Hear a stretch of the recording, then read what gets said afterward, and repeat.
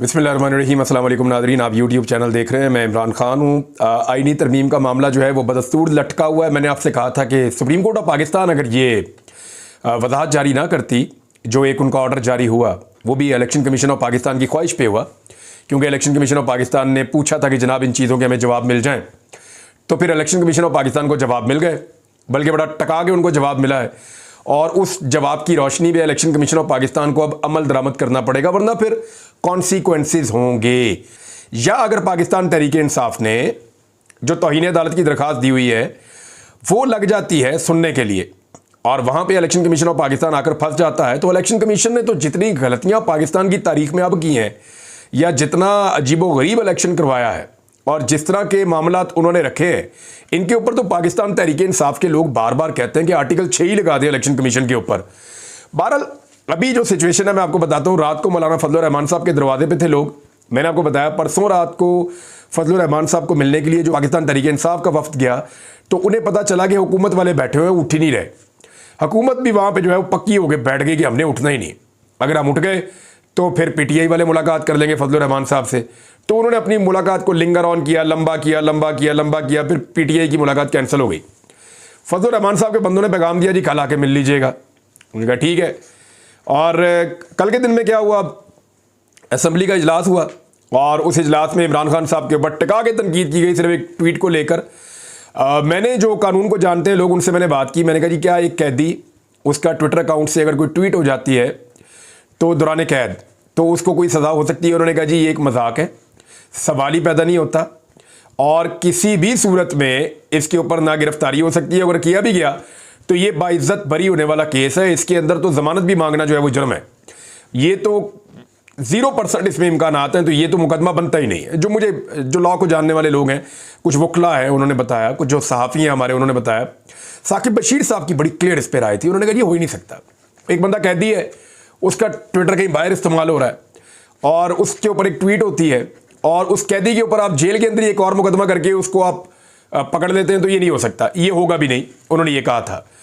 बहरहाल वो जो मुकदमा हुआ इमरान खान साहब पे, उस पर गई FIA जाके उन्होंने इमरान खान साहब से तहकीकात की। इमरान खान साहब को स्टेटमेंट भी आया, वो भी आपको मैं बताता हूँ। लेकिन रात को दोबारा पहले हुकूमती वफ्द पहुंचा, शहबाज शरीफ साहब ने मुलाकात की, बिलावल वगैरह ये सारे जाके मिले। यानी वज़ीर दाखिला भी इस काम पे लगा हुआ है, वज़ीर आज़म भी इस काम पे लगा हुआ है, सारे इसी काम पे लगे हुए हैं और वो कोशिश कर रहे हैं कि किसी तरह ये आईनी तरमीम हो जाए। नजम सेठी ने यह कहा कि ये जो आईनी तरमीम है इसके लिए एस्टेब्लिशमेंट का दबाव है पीपल्स पार्टी और नून लीग पे। उन्हें कह रही है करवा दो, नहीं तो फिर आप घर जाएंगे। अब ये नजम सेठी साहब ने खबर दी है। मुमकिन है ठीक हो, उनके एस्टेब्लिशमेंट से ठीक है ताल्लुकात और उनको ये बात अंदर से पता चली होगी, अगर ये कानून साजी करवाएंगे तो ठीक है, तो फिर ये घर जाएंगे। तो सिस्टम तो लपेटा नहीं जा सकता। उसकी वजह यह है कि पाकिस्तान में इस वक्त लोग एंटी एस्टेब्लिशमेंट हैं। होता है ना, वेव चलती रहती है मुल्कों में, तो पाकिस्तान में इस वक्त वेव जो है वो एंटी एस्टेब्लिशमेंट है। तो जिन मुल्कों में एंटी एस्टेब्लिशमेंट वेव होती है वहाँ पे मुश्किल होता है कि निज़ाम को लपेट दिया जाए और कंट्रोल कर लिया जाए, वहाँ मुश्किल होता है। तो यहाँ ये मुमकिन नहीं है कि कोई मार्शल लॉ लग जाए या कोई ऐसी चीज़ हो जाए। लोगों का रिएक्शन बड़ा खौफनाक होगा और सारी पॉलिटिकल पार्टीज़ को नाराज़ करने में फ़ायदा भी कोई नहीं है। और ये उस वक्त होता है जब पाकिस्तान में या किसी भी मुल्क में कोई मकबूल सियासी क़यादत मौजूद ना हो। यानी लोग तंग आ गए थे जब पीपल्स पार्टी और PMLN दोनों से बारियां लगाई हुई हैं, लूट रहे हैं मुल्क को, तो फिर जनरल मुशर्रफ एक्सेप्टेबल हो गए थे। इस वक्त जो है वो लोग एक पॉलिटिकल पार्टी को बहुत सपोर्ट कर रहे हैं और वो पॉलिटिकल पार्टी है पाकिस्तान तहरीक इंसाफ। उनके अलावा बाकी पॉलिटिकल पार्टीज़ की भी अपनी अपनी जगह पे कुछ कुछ सपोर्ट अपने अपने सूबों में, अपने अपने इलाकों में मौजूद है। तो ये मुमकिन नहीं है कि मार्शल लॉ लग जाए। लेकिन नजम सेठी साहब ने कहा तो सुन लेते हैं। उन्होंने एक और बात भी की नजम सेठी साहब ने, पहले वो मैं आपको बता देता हूँ। उनके बकौल भी अभी तक मसला वहीं पे फंसा हुआ है कि नंबर पूरे नहीं हो रहे और बंदे ही पूरे नहीं हुए। हुकूमत मौलाना फजलुर रहमान साहब के पीछे भाग रही है और मौलाना फजलुर रहमान साहब जो है वो अपनी सौदेबाजी करना चाह रहे हैं। मौलाना फजलुर रहमान साहब को हुकूमत ने अभी तक जो आईनी तरमीम है उसके बारे में सिर्फ इशारे बताए कि जनाब ये चीज़ें हम करने जा रहे हैं और ये चीज़ें ज़राए से कुछ बाहर भी आई। जो चीज़ें बाहर आई उनमें 5 चीज़ें हैं, मैं आपके सामने रख देता हूँ कि एक्चुअली ये करना क्या चाहते हैं। लेकिन आईनी तरमीम होती कैसे? लेकिन ये 2 तरीक़ों से आएगी ना। तो प्राइवेट मेंबर जो है वो लेकर आएगा आईनी तरमीम का बिल, वो असेंबली में आएगा, उस पर डिबेट होगी, वोटिंग होगी, फिर एक असेंबली से, फिर उसके बाद सेनेट से, उसके बाद वो चला जाएगा, फिर जाके उसका वो नोटिफिकेशन हो जाएगा और वो कानून बन जाएगा, आइन में तरमीम हो जाएगी। लेकिन ये तरीका तो हुआ नहीं, क्योंकि एजेंडे में ये शामिल ही नहीं है किसी जगह पे, वरना पता चल जाता। जो दूसरा तरीकाकार है वो ये होता है कि गवर्नमेंट लेकर आ जाए कोई तरमीम आइन के अंदर। उसमें ये होता है कि लॉ मिनिस्ट्री जब उसको मुकम्मल करती है तो फिर वो काबीना के अंदर जाता है, कैबिनेट जो है वो उसकी मंजूरी देती है, वज़ीर आज़म जो है वो उसके ऊपर साइन करता है, फिर वो एक बिल की सूरत में असेंबली में पेश हो जाता है। अब जो मीटिंग हाल ही में हुई काबीना की, उसके अंदर तो ये एजेंडे में था ही नहीं, लेकिन अभी पता चला है कि आज जब मैं ये वीलॉग कर रहा हूँ, थोड़ी देर के बाद आप जब सुन रहे हैं, हुकूमत कैबिनेट की मीटिंग बुला रही है और काबीना की मीटिंग के अंदर शायद ये आईनी तरमीम अब रखी जाएगी। इसकी वहाँ से मंजूरी लेकर फिर इसको कौमी असम्बली में भेजा जाएगा। लेकिन आज दिन कौन सा है? दिन है एतवार का। कल दिन कौन सा था? कल दिन था हफ्ते का।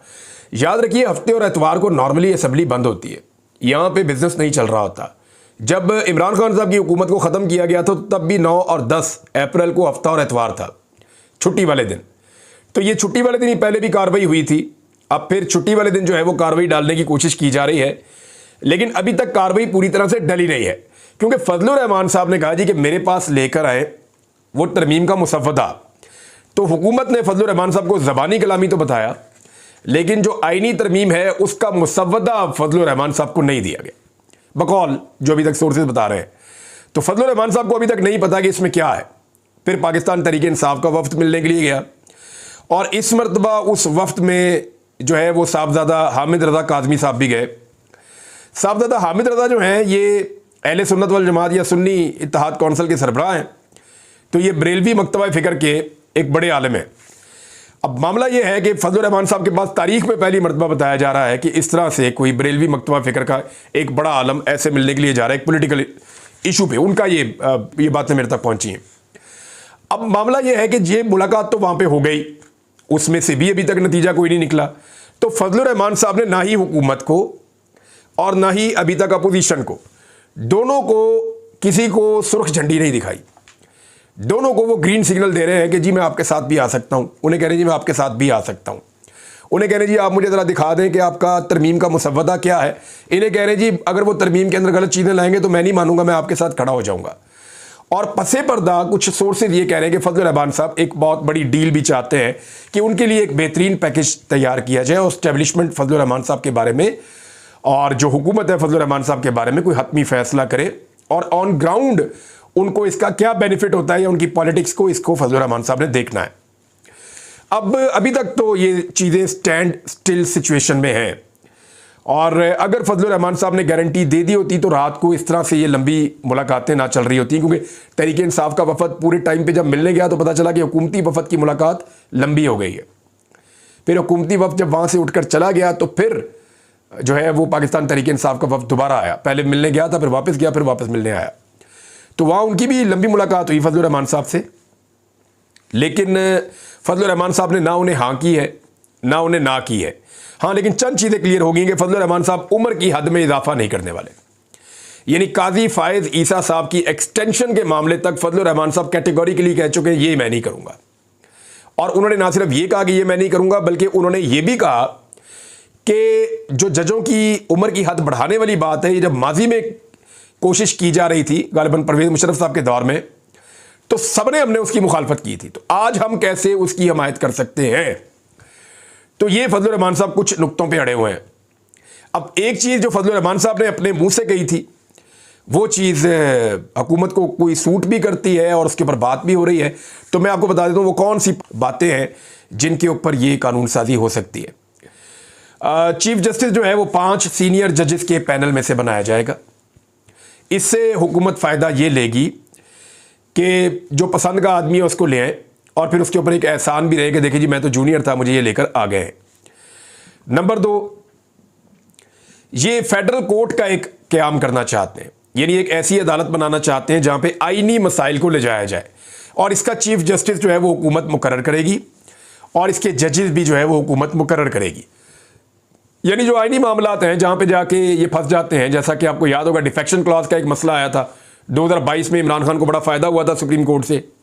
तो ये चाहते हैं कि वो सारे मामला जो आईन से मुताल्लिक हैं वो एक मखसूस अदालत में चले जाएं, वो अदालत ये अलग कर दी जाए ताकि वो फैसले इनके खिलाफ आए ना। जैसे मखसूस नशिस्तों वाला मामला था, ये भी एक आईनी मामला था, जैसे कोई तरमीम आ जाती है, उसकी आइन की तशरीह करनी है, तो वो मामला भी उधर ही चला जाए। तो वो अदालत ही अलग बनाना चाह रहे हैं जहां पे अपना जज और अपने दूसरे जजेस जो हैं वो खुद उनको अपॉइंट करना चाह रहे हैं। इस तजवीज़ के ऊपर अभी काम हो रहा है। एक चीज़ ये है कि कमेटी बनी हुई है 3 सीनियर जजेस की, और हुकूमत के बनाए हुए कानून के तहत 3 सीनियर जजेस जो होते हैं, चीफ जस्टिस और उनके बाद आने वाले 2 चीफ जस्टिस, ये तीनों बैठकर फैसला करते हैं कि कौन सा बेंच किस केस में बनाना है, और अहम तरीन फैसले ये बैठकर कर लेते हैं बेंचेस की तश्कील के हवाले से। अब यहां पे ये हो रहा है कि काजी फ़ायद ईसा साहब की सोच बिल्कुल अलग है, जो हुकूमत से बहुत मैच करती है, जबकि उनके नीचे जो 2 जजेस हैं, जस्टिस मंसूर अली शाह साहब और जस्टिस मुनीब अख्तर साहब, उनकी सोच काजी फ़ायद ईसा साहब से उतनी मैच नहीं करती, या हुकूमत से। तो काजी साहब की मर्जी बड़ी मुश्किल से चलती है यहाँ पे बेंच बनाते हुए। तो इस सूरत हाल में जो है वो चाह रहे हैं कि ये कमेटी खत्म कर दी जाए और सिर्फ चीफ जस्टिस के बाद अकेले के पास इख्तियार आ जाए कि वो जो चाहे जैसा चाहे बेंच बना दें। तो इस इख्तियार का वो इस्तेमाल कर सकते हैं। जो सुप्रीम कोर्ट और हाई कोर्ट के जो जजेस हैं, उनको एक अदालत से दूसरी अदालत में ट्रांसफर करने वाला मामला जो है, अब वो भी इसके अंदर शामिल किया जाएगा। यानी इस्लामाबाद हाई कोर्ट को आप दे दें, वहां पे अब एक chief justice Islamabad high court के अलावा हुकूमत को कोई जज पसंद नहीं है। वहां नीचे 6 जजेस ने लेटर लिखा हुआ है, 7वें जज जो हैं वो भी हुकूमत को पसंद नहीं है। तो उन 7 जजों को मुख्तलिफ हाई कोर्ट्स में ट्रांसफर किया जाता है। किसी को बलूचिस्तान भेज दें, किसी को सिंध भेज दें, किसी को पंजाब भेज दें, किसी को खैबर पख्तूनख्वा भेज दें, और यहाँ पे दूसरे जजेस ले आए अपनी मर्जी के। तो इस्लामाबाद हाई कोर्ट पे कंट्रोल अच्छा हो जाएगा। एक ये, क्योंकि इससे पहले हाई कोर्ट के जजेस दूसरे सूबों में ट्रांसफर नहीं होते थे। सुप्रीम कोर्ट और हाई कोर्ट जजेस तैनाती के लिए जुडिशल कमीशन और पार्लिमानी कमेटी को इकट्ठा करने की आईनी तरमीम, यानी पार्लिमान की एक कमेटी बन जाएगी, उसका भी बाकायदा इन्फ्लुएंस होगा, और जो एक जुडिशल कमीशन पहले से मौजूद है उसका भी एक इन्फ्लुएंस होगा। तो ये जब मिलकर करेंगे तो हुकूमत की मर्जी के जजेस आया करेंगे, जो नए जजेस अपॉइंट हुआ करेंगे उस हवाले से सुप्रीम कोर्ट में या हाई कोर्ट में। तो ये है जनाब पूरा सिनेरियो जो मैंने आपके सामने रख दिया है कि जो अब तक चीज़ें सामने आई, ये चीज़ें ये करना चाहते हैं। अब हुकूमत की उम्मीद कहाँ पे खड़ी है? देखिए, हुकूमत के बाद 213 लोग, और स्पीकर क्या वोट डाल सकते हैं? स्पीकर का ये कहना है कि वो डाल सकते हैं, लेकिन जो अपोजिशन है उनका कहना है कि स्पीकर वोट नहीं डालेगा, वोट जो है वो बाकी लोग डालेंगे। बहरहाल अब स्पीकर क्या वोट डाल सकते हैं इसके ऊपर एक आईनी राय आ जाएगी, कोई ना कोई राय आ जाएगी, लेकिन 213 है वो टोटल मिला के।